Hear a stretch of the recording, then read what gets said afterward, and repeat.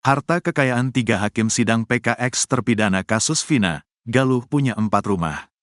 Sosok 3 hakim sidang peninjauan kembali alias PK terpidana kasus pembunuhan Vina Cirebon dan Eki, yakni Saka Tatal, menjadi sorotan publik.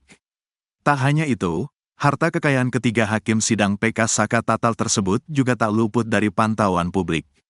Diketahui, Vina adalah gadis 16 tahun asal kampung Samadikun, Kecamatan Kejaksan, Kota Cirebon, Jawa Barat, yang tewas bersama kekasihnya, Eki, di Jalan Raya Talu, Kecamatan Talun, Kabupaten Cirebon, Jawa Barat pada Sabtu tanggal 27 Agustus tahun 2016. Keduanya disebut menjadi korban penganiayaan geng motor. Saka Tatal menjadi satu di antara para terpidana, yang saat ini masih mendekam dalam penjara. Terbaru, Saka Tatal, satu di antara terpidana kasus pembunuhan Vina Cirebon dan Eki, yang saat ini telah bebas, mengajukan gugatan peninjauan kembali alias PK. Adapun sidang PK perdana Saka Tatal atas kasus pembunuhan Vina Cirebon tersebut berlangsung di Pengadilan Negeri Cirebon, Rabu, tanggal 24 Juli tahun 2024. Ketiga orang hakim yang memimpin sidang PK Saka Tatal tersebut, yakni Rizka Yunia, Galuh Rahma Esti dan Justisia Permatasari. Rizka Yunia dalam sidang PK ini sebagai hakim ketua, sementara Galuh Rahma Esti dan Justisia Permatasari menjadi hakim anggota. Di awal sidang, Rizka Yunia menegaskan bahwa sidang PK Saka Tatal ini digelar secara terbuka. Ini terbuka untuk umum, karena mengingat bahwa perkara PK bukan rangkaian perkara dari sebelumnya yang perkara pidana biasa, banding, kasasi, ini adalah upaya hukum luar biasa, jadi kita terbuka untuk umum, kata Rizka Yunia. Selain itu, kata dia, dalam dakwaan perkara sebelumnya tidak ada hal kesusilaan. Ketiga pemohon sudah keluar dan sudah berusia dewasa, itu alasan kami mengapa sidang PK ini kami buka untuk umum, jelasnya. Terkuak ketiga Sri Kandi yang menjadi kepanjangan tangan Tuhan di PK Saka Tatal ini merupakan junior dari Eman Sulaiman. Eman Sulaiman lahir di Karawang pada tanggal 10 April tahun 1975 dan mulai menjadi hakim sejak tahun 2008. Sementara ketiga hakim di PK Saka Tatal merupakan kelahiran tahun 1979 dan 1980. Berikut ini profil ketiga hakim di sidang Saka Tatal. 1. Rizka Yunia. Rizka Yunia lahir di Praya, tanggal 4 Juni tahun 1979 dan merupakan lulusan S1 dan pernah menjadi hakim di Pengadilan Negeri Dompu, Nusa Tenggara Barat. Ia juga pernah menjadi hakim di Pengadilan Negeri Slawi, Semarang. Diketahui Rizka pertama kali menjadi hakim pada tahun 2008. Pada laman LHKPN, Rizka Yunia memiliki harta Rp 1.160.200.000. Hartanya itu berupa rumah di Brebes, kemudian mobil, dan 1 sepeda motor. 2. Galuh Rahma Esti. Hakim Galuh Rahma Esti lahir di Surabaya, tanggal 17 Juni tahun 1980 dan menempuh pendidikan S2 atau Pascasarjana. Galuh kini menjabat sebagai Hakim Pengadilan Negeri Cirebon. Selain itu, ia juga pernah menjadi hakim di Pengadilan Negeri Brebes. Galuh pertama kali menjadi hakim pada tahun 2009. Pada laman LHKPN, Galuh Rahma Esti memiliki harta kekayaan Rp4.814.000.000.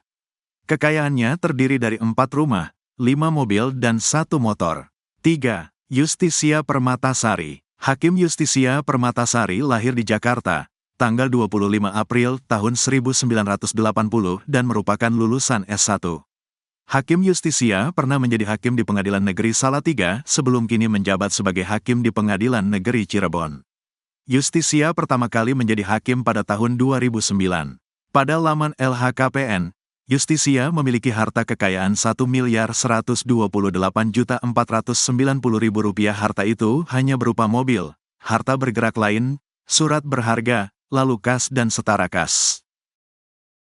Kompolnas sindir ex-Wakapolri, sebut bikin kacau soal kasus Vina. Ketua Harian Kompolnas Irjen Pol, Purn. Benny Mamoto menyidir ex-Wakapolri Komjen Pol, Purn. Ogroseno soal kasus Vina Cirebon. Menurut Benny Mamoto, pernyataan Ogroseno itu malah membuat publik tambah bingung. Benny Mamoto memang tak menyebutkan nama Ogroseno secara jelas. Namun ia menyinggung soal pengamat yang bicara ada mafia di kasus Vina Cirebon. Benny Mamoto mengatakan, Banyak pengamat yang justru membuat publik jadi semakin bingung.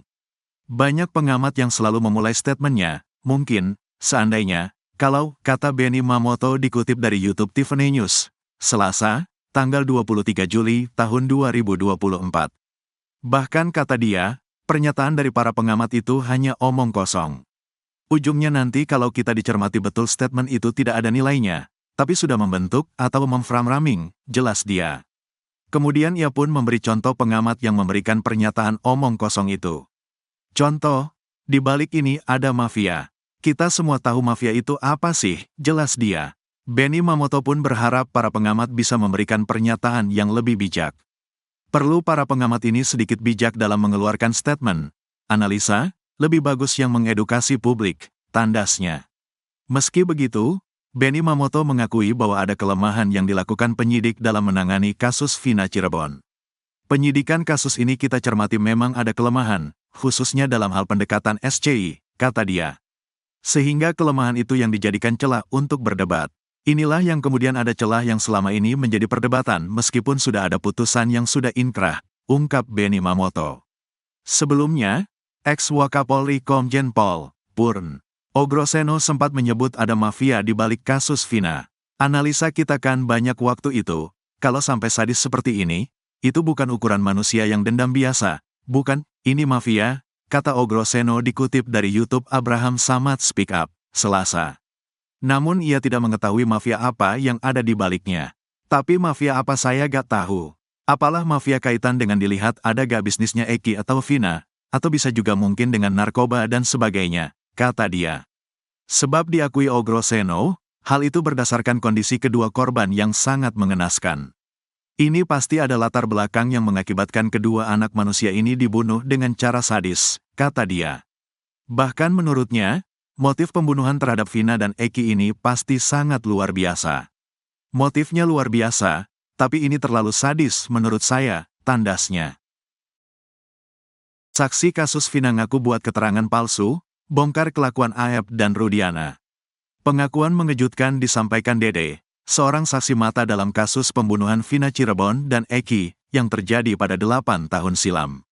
Ternyata, pada persidangan 8 tahun lalu, Dede menyampaikan pengakuan palsu di persidangan, hingga membuat 7 terpidana mendekam seumur hidup di bui. Diketahui, Vina adalah gadis 16 tahun asal kampung Samadikun, Kecamatan Kejaksan, Kota Cirebon, Jawa Barat, yang tewas bersama kekasihnya, Eki, di Jalan Raya Talu, Kecamatan Talun, Kabupaten Cirebon, Jawa Barat pada Sabtu tanggal 27 Agustus tahun 2016. Keduanya disebut menjadi korban penganiayaan geng motor. Kepada Dedi Mulyadi, Dede mengaku telah memberikan kesaksian palsu pada tahun 2016 lalu. Berdasarkan pengakuan Dede, 8 tahun lalu ia diminta membuat berita acara penyidikan, BAP, palsu oleh Aep dan Ibtu Rudiana. Setelah Ibtu Rudiana menangkap para terpidana, Dede mengaku diminta Aep untuk mengantarnya ke Polres Cirebon. Sesampainya di sana, Dede bertemu dengan Ibtu Rudiana yang terlihat sudah akrab dengan Aep. Saat itu Dede pun diminta oleh keduanya untuk menceritakan kejadian bohong itu ke penyidik. Dede pun sempat heran, kenapa dirinya yang tak tahu apa-apa diminta menjadi saksi atas kematian Vina dan Eki. Saya bilang sama Aep, kita kan gak tahu apa-apa, kenapa jadi saksi? Udah entar ikutin aja, kata Dede dikutip dari YouTube Kang Dedi Mulyadi, Senin, tanggal 22 Juli tahun 2024.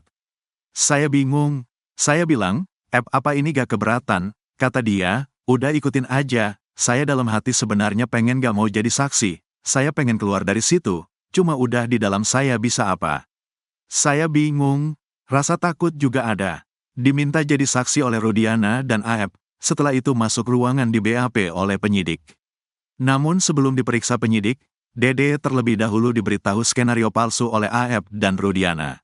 Sebelum BAP kan dibilang dulu, kamu bilang aja lagi nongkrong di warung, ada orang nongkrong segerombolan anak-anak, bawa batu, lempar bambu, terus sama pengejaran, itu udah diomongin di luar, ungkap Dede. Diakui Dede, bukan cuma Aep, Ibtu Rudiana juga mengarahkan skenario palsu itu.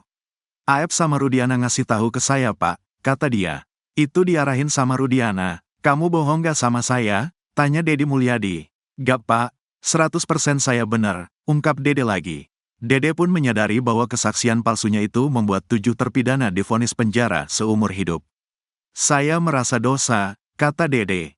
Kamu dikasih upah? Tanya Kang Dedi. Enggak pak, sama sekali gak dikasih uang, ungkap Dede. Menurut Dede, dirinya pernah mendengar bahwa Aep dendam dengan para terpidana. Aep bilang saya juga kesel sama orang-orang itu yang pernah mukulin saya, katanya.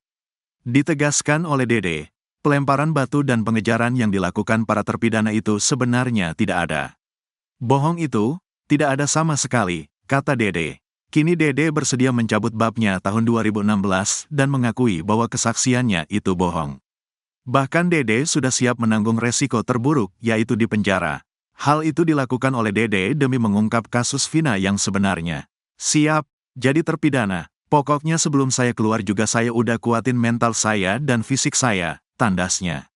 Dede pun meminta maaf kepada para terpidana kasus Vina atas kesaksian palsu yang ia lakukan 8 tahun lalu.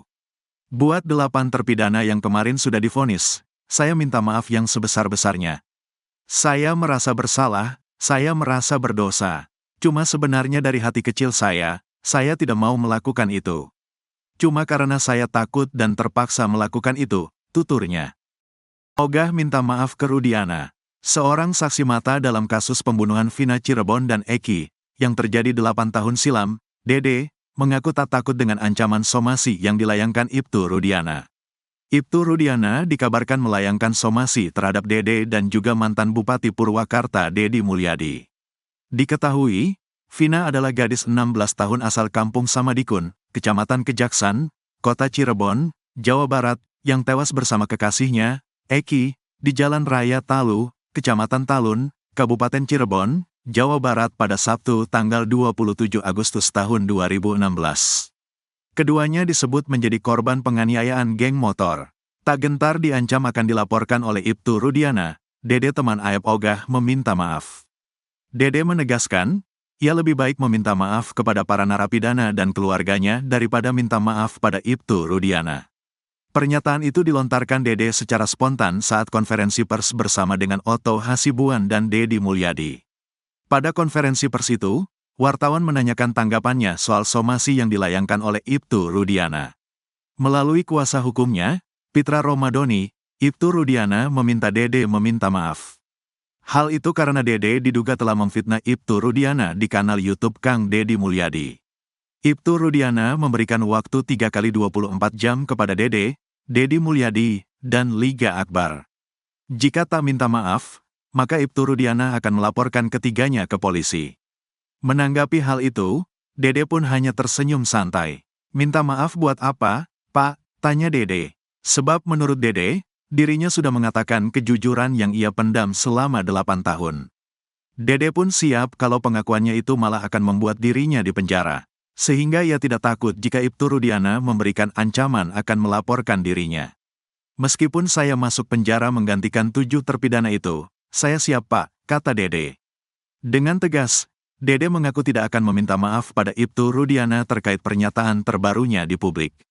Lebih baik saya minta maaf kepada narapidana dan keluarganya, Pak, kata Dede lagi.